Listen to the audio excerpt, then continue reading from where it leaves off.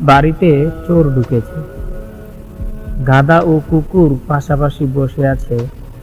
গাধা ভাবছে কুকুর হয়তো চোরের বিরুদ্ধে ব্যবস্থা নেবে, কিন্তু না, কুকুর চুপচাপ বসে আছে।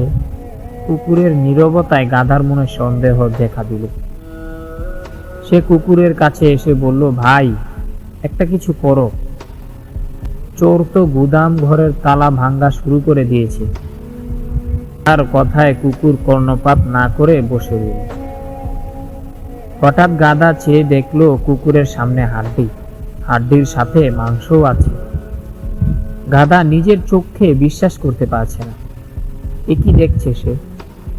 বাড়ির একমাত্র পাহারাদার, তার প্রিয় কুকুর ভাই কি শেষ পর্যন্ত ঘুষ খাওয়া শিখে ফেলেছে?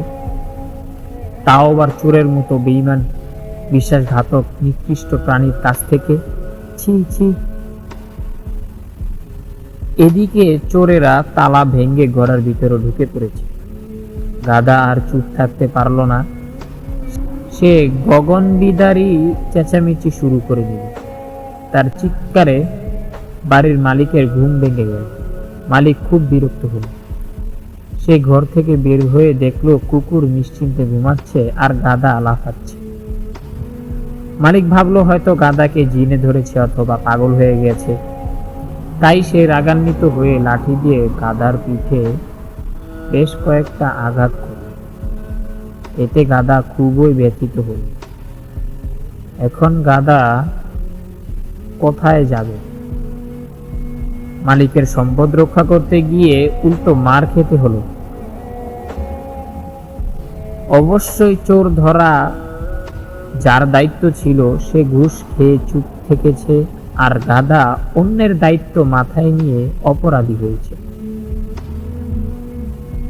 অগত্য গাধা মনে মনে ভাবছে, দায়িত্বশীলরা নষ্ট হয়ে গেলে করার কিছুই থাকে না। এই সময় কিছু করতে যাওয়া বোকামি ছাড়া আর কিছু না। গল্পটা এখানেই শেষ, কিন্তু আমরা ভাবনা এখান থেকেই শুরু করি। আমরা যারা চোরদের বিরুদ্ধে লেখালেখি করছি তাদের অবস্থাও ওই গাধার মতো।